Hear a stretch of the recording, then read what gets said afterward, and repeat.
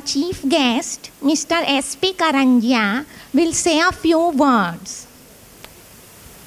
Good evening, everybody. Thank you for having me here today. I am past the glory days of cricketing trophies, but nevertheless, they have asked me to share with you my thoughts on whether knowledge is power. That Gadhera Kersi has told me to keep it short, 3 minutes or so. I said this topic needs at least 1 week's discussion, preferably with alcoholic refreshments and toilet breaks. Anyway, I will do my best. Is knowledge power? I think at first the simple answer is yes. Simple example: blackmail, monopolies, rascal pharmaceutical companies. But you know, my Ganga Savita was being harassed for having 3 daughters and no sons until they found out that it was the husband's genes that controlled the baby's gender, not the wife's. Now the husband is getting solid chappal.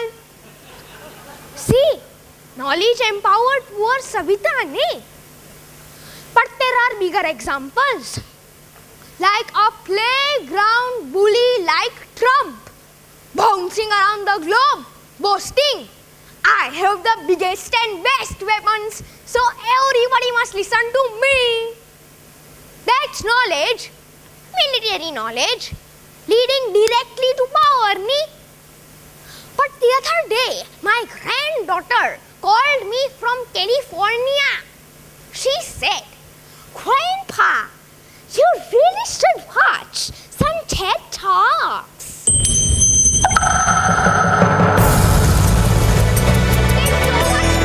There, so many fantastic developments in neuroscience, agriculture, autistic children, women's empowerment. We live in an information age, Grandpa, and now that it is available to everyone, not just a few, we are really gaining control over our lives. I wanted to tell her, there is sometimes a thing like too much information.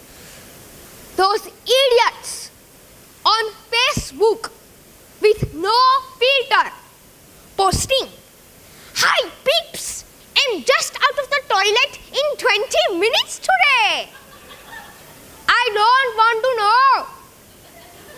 Anyway, she said that this AI, artificial intelligence, is really going places.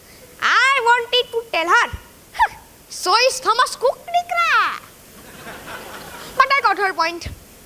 Some very clever people are worried that this robotic artificial intelligence will overtake us. Why should we let it? Why all this Abel mujhe maar giri? This is where I feel that people don't know the difference between knowledge and wisdom. See, knowledge is like a double-edged sword, ne? Can go either way, especially when there is no conscience, no experience, and no perspective. Like my granddaughter said, knowledge should be empowering. It should help us gain better control over ourselves and our lives, not power and control over others. Wisdom is what we must aspire to. I truly feel tempted rough. I can snoring in the front row. Oot, Gadhera. Anyway, that brings me to my last point. People with plenty of knowledge often don't have the wisdom to know when to shut up. I am not one of them. I have had 2 beers before my speech and have the wisdom to know I must leave now. I will deal with Mr. Shroff on the way. Good night, everybody. Enjoy the dinner by Godiwalas. Thank you.